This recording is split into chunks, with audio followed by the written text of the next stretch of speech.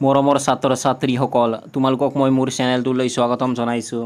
আজি মই ক্লাছ 6ৰ সমাজ বিচিত্ৰা পাঠ্যপুথিৰ সমাজ বিজ্ঞানৰ কৰ্মপুথিৰ পাঠ 2 সময় মণ্ডল আৰু মানচিত্ৰ পাঠটোৰ প্ৰশ্নসমূহৰ উত্তৰসমূহ আলোচনা কৰিম। গতিকে তোমালোকে ভিডিঅ'টো প্ৰথমৰ পৰা শেষলৈকে চাবা। 1 নম্বৰত দিয়া আছে খালী ঠাই পূৰ কৰা। মই তোমালোকক খালী ঠাইবোৰ ইতিমধ্যে পূৰ কৰি দিছোঁ। ক নম্বৰত দিয়া আছে আন্তৰ্জাতিক তাৰিখ ৰেখাৰ মান হৈছে, তোমালোকে খালী ঠাইত লিখিবা 180 ডিগ্ৰী। খ নম্বৰত দিয়া আছে মুখ্য দ্ৰাঘিমা ৰেখাৰ পৰা তোমালোকে খালী ঠাইত লিখিবা পশ্চিমলৈ।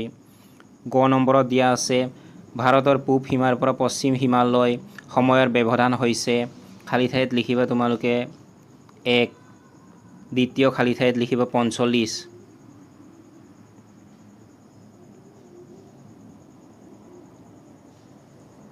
2 নম্বৰত দিয়া আছে তলৰ উক্তিবোৰ শুদ্ধ নে অশুদ্ধ, কাষত দিয়া খালী বাকচত লিখা। এই উক্তিবোৰ শুদ্ধ নে অশুদ্ধ মই তোমালোকক ইতিমধ্যে বাকচত লিখি দিছোঁ। ক নম্বৰ উক্তিটো হৈছে পৃথিৱীয়ে পূবৰ পৰা পশ্চিমলৈ গতি কৰে। এই উক্তিটো অশুদ্ধ, তোমালোকে বাকচত লিখিবা অশুদ্ধ। খ নম্বৰত দিয়া আছে মুখ্য দ্ৰাঘিমা ৰেখাৰ মান হৈছে 0 ডিগ্ৰী। এই উক্তিটো শুদ্ধ, তোমালোকে বাকচত লিখিবা শুদ্ধ। গ নম্বৰত দিয়া আছে গ্ৰীণউইচতকৈ আগতে দুপৰীয়া হোৱা ঠাই এখন পূব দ্ৰাঘিমাংশত অৱস্থিত। এই উক্তিটো শুদ্ধ, তোমালোকে বাকচত লিখিবা শুদ্ধ। ঘ নম্বৰত দিয়া আছে দ্ৰাঘিমাংশ অনুসৰি কোনো এখন ঠাইৰ সময়কেই সেই ঠাইখনৰ স্থানীয় সময় বোলে। এই উক্তিটো শুদ্ধ, তোমালোকে বাকচত লিখিবা শুদ্ধ। ঙ নম্বৰত দিয়া আছে মুখ্য দ্ৰাঘিমা ৰেখা আৰু আন্তৰ্জাতিক তাৰিখ ৰেখাৰ মাজত সময়ৰ ব্যৱধান হৈছে 1 দিন।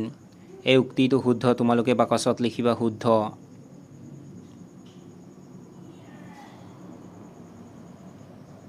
3 নম্বৰত দিয়া আছে তোমালোকে দলগতভাৱে অসমৰ ভূ প্ৰাকৃতিক বিভাগ, ৰাজনৈতিক বিভাগ, বাট পথ আদিৰ মানচিত্ৰ ভূ-চিত্ৰাৱলীত চাই তাত কি কি দেখুওৱা হৈছে তলৰ তালিকাখনত লিখা। মই এই তালিকাখন তোমালোকক ইতিমধ্যে সম্পূৰ্ণ কৰি দিছোঁ।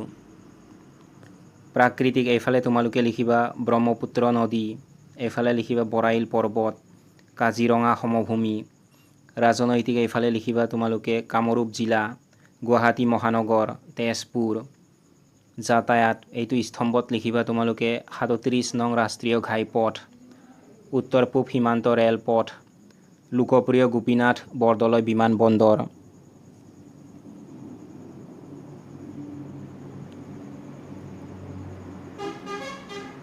চাৰি নম্বৰত দিয়া আছে তলত মানুহ এজনৰ চাৰিওফালে কিছুমান চিত্ৰ দিয়া হৈছে।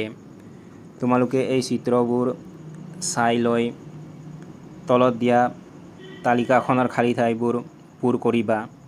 মই তোমালোকক এই তালিকাখনৰ খালী ঠাইবোৰ ইতিমধ্যে পূৰ কৰি দিছোঁ। 1 নম্বৰত দিয়া আছে উত্তৰ দিশত আছে, এইখিনি তোমালোকক লিখি দিয়াই আছে গছ। দক্ষিণ দিশত আছে নদী, তোমালোকে এইফালে লিখিবা নদী। পূব দিশত আছে পাহাৰ, তোমালোকে এইফালে লিখিবা পাহাৰ। পশ্চিম দিশত আছে কুঁৱা, তোমালোকে এইফালে লিখিবা কুঁৱা। তাৰ পাছত ক্ৰমিক নং 5 নম্বৰত উত্তৰ পূব দিশত আছে, তোমালোকে লিখিবা সূৰ্য। দক্ষিণ পূব দিশত আছে দলং, তোমালোকে লিখিবা দলং। দক্ষিণ পশ্চিম দিশত আছে খেৰী ঘৰ, পজা ঘৰ। উত্তৰ পশ্চিম দিশত আছে, তোমালোকে লিখিবা ওখ অট্টালিকা বা চহৰ।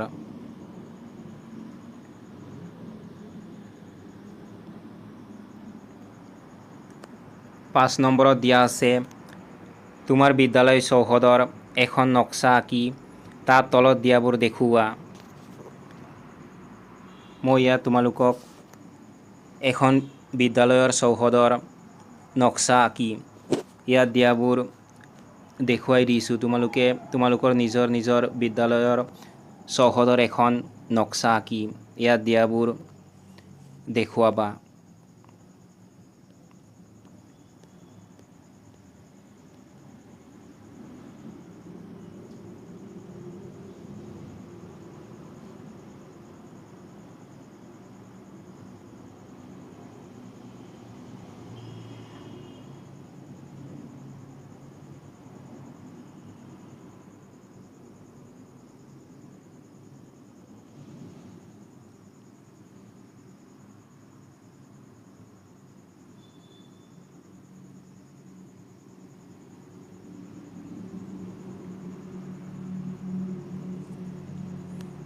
6 নম্বৰত দিয়া আছে তোমাৰ জিলাখনৰ এখন মানচিত্ৰ আঁকি তলত দিয়াবোৰ বহুওৱা ভূ চিত্ৰাৱলীৰ সহায় ল'বা। ইয়াত তোমালোকক দিয়া আছে ক নম্বৰত দিয়া আছে জিলাখনৰ চাৰিসীমা, খ নম্বৰত দিয়া আছে জিলাখনত থকা প্ৰাকৃতিক অৱয়ব বা উপাদান যেনে নদী, বিল, পাহাৰ আদি, গ নম্বৰত দিয়া আছে জিলাৰ সদৰ ঠাই, ঘ নম্বৰত দিয়া আছে ৰাষ্ট্ৰীয় ঘাইপথ। মই তোমালোকক উদাহৰণস্বৰূপে মৰিগাঁও জিলাৰ এখন মানচিত্ৰ আঁকি ইয়াত দিয়াবোৰ বহুৱাই দিছোঁ। তোমালোকে তোমালোকৰ নিজৰ জিলাখনৰ মানচিত্ৰ আঁকি ইয়াত দিয়াবোৰ বহুৱাবলৈ চেষ্টা কৰিবা।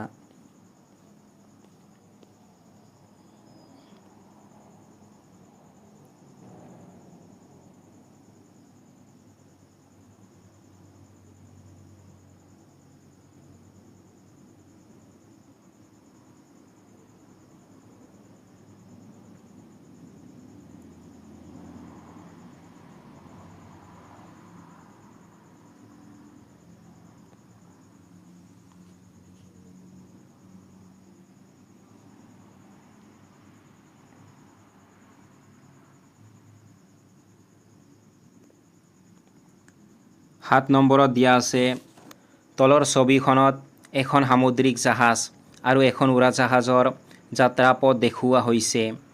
সামুদ্ৰিক জাহাজখনে ব্ৰাজিললৈ আৰু উৰাজাহাজখনে ইউৰোপলৈ একেদিনাই একে সময়তে অৰ্থাৎ 2025 চনৰ 6 জানুৱাৰীৰ আবেলি 30 বজাত ভাৰতৰ পৰা যাত্ৰা আৰম্ভ কৰিলে। ভাৰতৰ পৰা জলপথেৰে ব্ৰাজিল পাবলৈ 120 ঘণ্টা আৰু ভাৰতৰ পৰা আকাশী পথেৰে ইউৰোপ পাবলৈ 30 ঘণ্টা সময় লাগে। সময়মণ্ডলৰ হিচাপ অনুসৰি দুয়োখনে কোনদিনা কিমান সময়ত গৈ নিজৰ গন্তব্য স্থানত উপস্থিত হ'ব।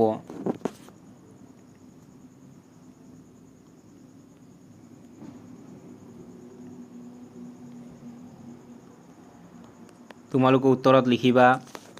প্ৰথমে আমি জানিব লাগিব যে ভাৰতীয় মান সময় হৈছে UTC মানে হৈছে সমন্বিত সাৰ্বজনীন সময় যোগ 5 ঘণ্টা 30 মিনিট।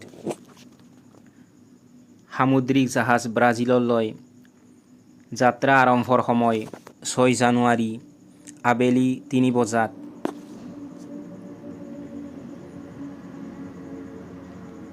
সময় লাগে 120 ঘণ্টা অৰ্থাৎ 120 হৰণ 24 সমান 5 দিন।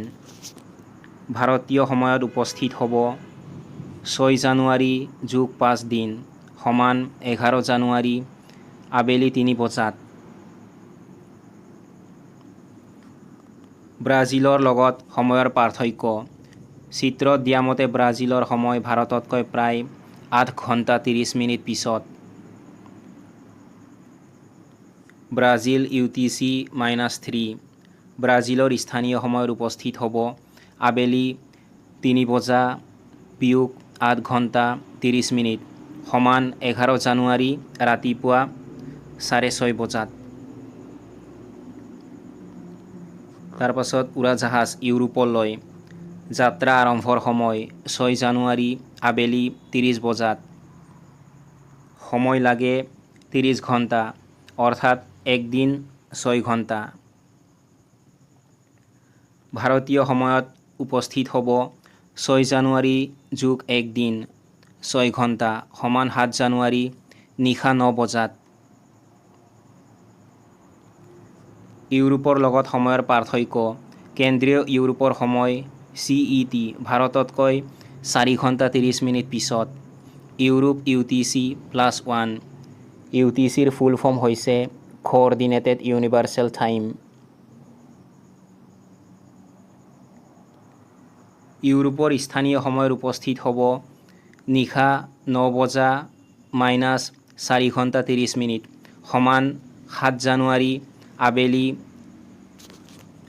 4:30 বজাত।